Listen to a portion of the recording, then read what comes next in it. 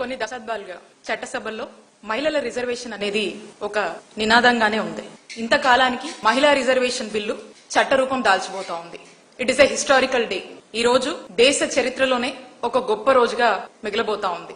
మహిళలకు చట్టసభల్లో ప్రాతినిధ్యం కల్పిస్తూ వచ్చేటువంటి మరి ఈ అవకాశాన్ని, ఈ మహిళా బిల్లుకు పూర్తిగా కూడా మా వైఎస్ఆర్ కాంగ్రెస్ పార్టీ ఇప్పటికే సంపూర్ణ మద్దతు ప్రకటించడం జరిగింది. మూడొంతులుగా మహిళలు చట్టసభల్లోకి వచ్చి వారు ప్రతినిధులుగా మరి అడుగు పెడితే మొత్తంగా మనం చూసినట్టయితే ఏ విధంగా ఈ దేశ భవిష్యత్తే మారబోతుందనేది మనం చూడొచ్చు.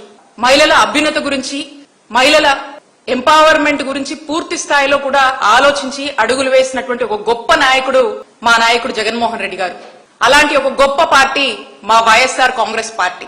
మరి ఈ పథకాలన్నీ కూడా మహిళలకి, మహిళల అకౌంట్లోకి, మహిళల పేరుతో మరి అన్ని కూడా ఇళ్ల పట్టాలు లాంటివి పెట్టి మహిళల యొక్క ఆర్థిక పరిస్థితిని మెరుగుపరిచాము.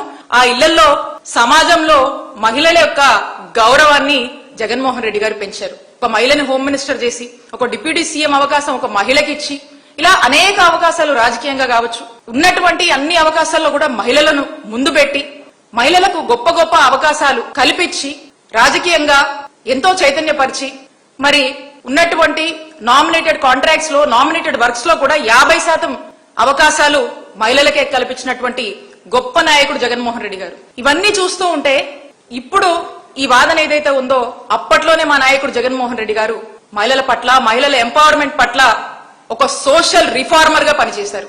మహిళల మీద దాడులు, మహిళల మీద అఘాయిత్యాలు, మహిళల యొక్క హత్యలు ఇవన్నీ తట్టుకోలేక ఆ మహిళలు చేసుకుంటున్నటువంటి ఆత్మహత్యలు, ఇదే చంద్రబాబు నాయుడు గారు ప్రభుత్వం వచ్చాక వాళ్ళు సాధించినటువంటి ఘనత.